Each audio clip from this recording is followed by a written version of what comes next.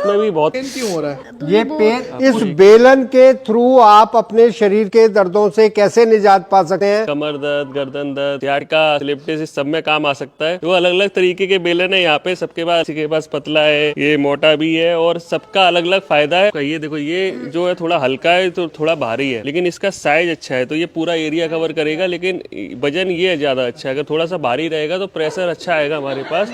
और कैसे कैसे इसका यूज करना है, कभी किसी ने यूज किया है पैसे पहले बेलन का? तो ऐसे रखकर इससे मसाज करिए और बैक पे भी पूरा उसको दिया है, उससे बहुत अच्छा, आराम होता है। पूरा लेग मसाज उनका कर रहे हैं अच्छे से, पूरा हल्के हल्के से जाना, ताकत नहीं लगानी है। आपको प्रेशर तो नहीं लग रहा है? जब ये जाएगा इस तरीके से, आपका जो फासिया रिलीज करेगा, मसल को रिलैक्स करेगा, और उससे आपका पेन जो है वो धीरे धीरे करके कम होने लगेगा। तो जो फुल बॉडी मसाज अगर लेनी हो तो आप एक बार में ले सकते हो। यहाँ स्पाइन के जितने भी वर्टिब्रा हैं, ये हमारे बॉडी के अलग अलग ऑर्गन से कनेक्टेड होते हैं। यहाँ से ऐसी नर्व्स जा रही हैं, पूरे शरीर को चलाती हैं। तो अगर आप स्पाइन को करते हो डेली 2 से 3 मिनट, तो आप पूरी बॉडी की एक मसाज कर लेते हो, सारे ऑर्गन्स को आप एक्टिवेट कर लेते हो, और उनसे दर्द के साथ साथ दूसरी प्रॉब्लम भी क्योर होने लगती है। इसके अलावा ये जो हमारी पिंडलियां हैं, जैसे सर कर रहे हैं, सर अच्छी रोटी भी बेलते होंगे, सर अच्छी रोटी भी बेलते होंगे, ठीक है। तो ये जो पिंडलियां सही कर रहे हैं, पिंडलियों में क्या है सर, देखिए, पिंडलियों को सेकंड हार्ट बोलते हैं। दिन भर हम लोग खड़े रहते हैं, बैठे रहते हैं, तो ब्लड सर्कुलेशन नीचे आ जाता है, ऊपर नहीं जा पाता। अगर ये डेली आपने रात को कर लिया तो क्या होगा कि ब्लड सर्कुलेशन वापस ऊपर जाएगा और पिंडलियां जितनी मुलायम रहेंगी। कई लोग मिलेंगे सर जिनकी बहुत सख्त होंगी, तो वो सख्त पिंडलियां क्या करती हैं,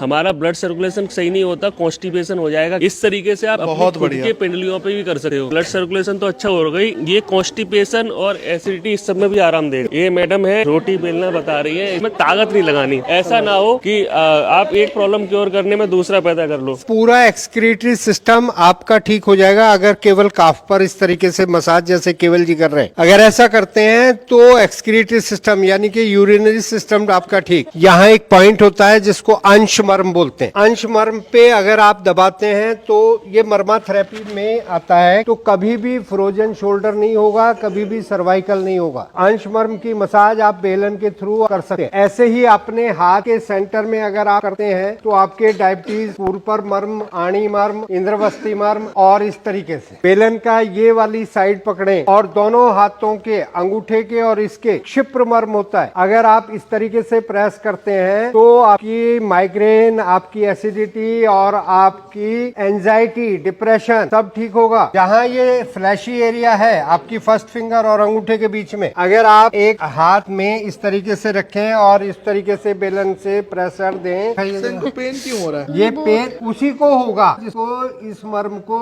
दबाने से माइग्रेन ठीक हो रहा है। अगर किसी को पेन नहीं हो रहा है, इसका मतलब उसको माइग्रेन नहीं है। ये अंश मर्म के लिए बहुत यूजफुल है। अगर पेन है, और ऐसे ही स्कैपुला बोन के यहाँ जब हाथ ये आप ऊपर लाते हैं और पीछे ले जाओ, जहाँ ये बड़ी फिंगर आपको टच हो रही है, यहाँ ये अंश फलक मर्म है। अंश फलक मर्म को दबाने के लिए भी आप बेलन को यूज कर सकते हैं इस तरीके से। अपर बैक में अगर बेलन यूज करते हैं तो ये आपके अंश फलक मर्म, और ये जो आप करते हैं अगर यहाँ लोअर बैक पे, लंबर रीजन पे, तो पृष्ठ संधि मर्म होते हैं, पार्श्वमंद्र मर्म कहते हैं, उनको करेक्शन यानी कि मर्मा थेरेपी भी आप इस बेलन के थ्रू कर सकते हैं। सिएटिका पेन हमारा होता कहाँ से? जहाँ L1 से लेकर L5 तक और दोनों हिप जॉइंट के बीच में ये सैक्रम बोन है। यहाँ से एक नर्व निकलती है जो ग्लूट के सेंटर से होती हुई पैर की तरफ जाती है। सिएटिका पेन जब भी होगा आपके ग्लूट के सेंटर से होगा शुरू, और नीचे पैर तक। लोग पैर रख भी नहीं सकते, उसमें आपके सिएटिका में भी आपके ग्लूट पे मसाज देनी है आपने। ये लंबर के पे तो देनी